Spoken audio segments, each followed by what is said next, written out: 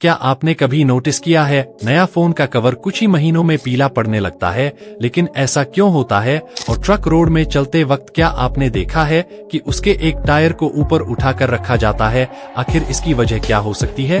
फैक्ट्रियों की छतों पर घूमते हुए इन मशीनों का क्या काम होता है?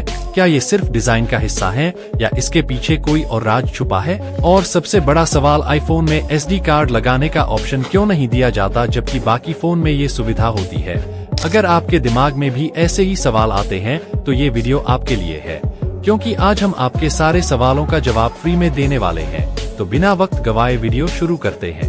नंबर 5, दोस्तों, जब आप नया स्मार्टफोन खरीदते हैं तो लगभग सभी कंपनियां उसके साथ एक ट्रांसपेरेंट कवर देती हैं, लेकिन वही चमचमाता हुआ कवर कुछ ही महीनों में पीला पड़ने लगता है। क्या आप जानते हैं ऐसा क्यों होता है? अगर नहीं तो आइए जानते हैं। फोन के कवर आमतौर पर सिलिकॉन से बनाए जाते हैं। सिलिकॉन एक ऐसा पॉलीमर है जो काफी सस्ता होता है। ये पॉलीमर हल्के, लचीले और ट्रांसपेरेंट होते हैं, लेकिन उनकी एक कमजोरी होती है, वे समय के साथ अपना रंग नहीं बनाए रख पाते। इस पॉलीमर की प्रॉपर्टी कुछ ऐसी होती है कि एनवायरनमेंट में रहने वाली लाइट और हीट के कारण मोबाइल कवर पीला या हल्का भूरा होने लगता है, और मोबाइल से निकलने वाले हीट के कारण भी ये कवर पीला होता है। अगर आप ध्यान दें तो जिन मोबाइल कवरों को ज्यादा धूप मिलती है या जो ज्यादा देर तक रोशनी में रहते हैं, वे कवर जल्दी पीले पड़ने लगते हैं। नंबर 4, आपने कई बार देखा होगा कि कुछ ट्रकों के टायर हवा में रहते हैं। क्या आपने कभी सोचा है कि ये क्या काम करते हैं? कहीं लोग समझते हैं कि ये स्टेपनी के टायरों को रखने का कोई नया तरीका है, लेकिन ऐसा नहीं है।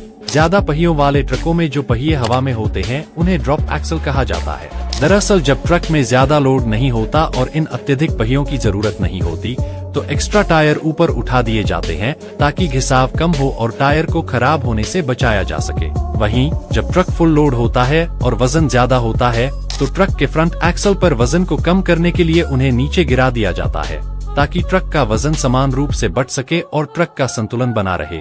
इससे ट्रक की परफॉर्मेंस बेहतर होती है और सफर भी आसान। नंबर 3, आपने अक्सर फैक्ट्रियों की छत पर गोल गोल घूमती हुई इन मशीनों को देखा होगा। आपके दिमाग में यह सवाल जरूर उठा होगा कि आखिर ये क्या है और ये किस काम आता है। तो चलिए आज हम आपके सवाल का जवाब देते हैं। जब फैक्ट्री में दर्जनों मशीनें चलती हैं तो वे बहुत अधिक गर्मी उत्पन्न करती हैं। इस बढ़ती गर्मी के कारण वहां काम करने वाले लोगों को काफी घुटन होती है और बढ़ती गर्मी के कारण उनका काम इफेक्ट हो सकता है।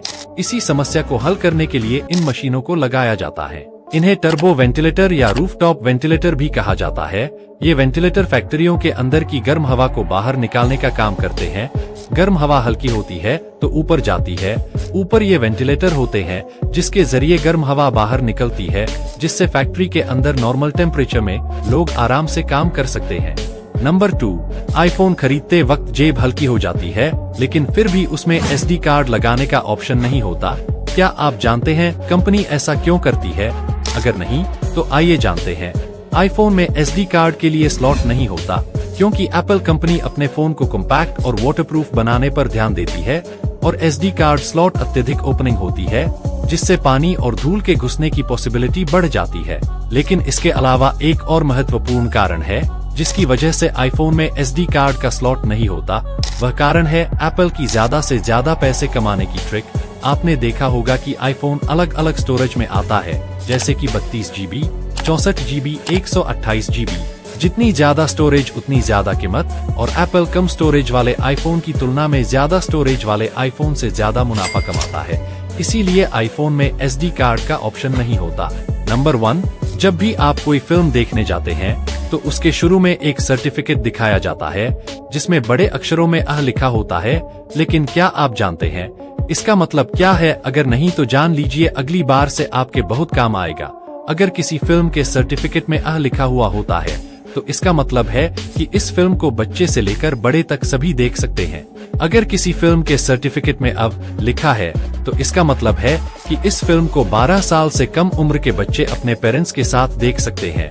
वहीं पर अगर ओ लिखा है तो इसका मतलब है कि ये फिल्म 18 साल से कम उम्र के लोग नहीं देख सकते।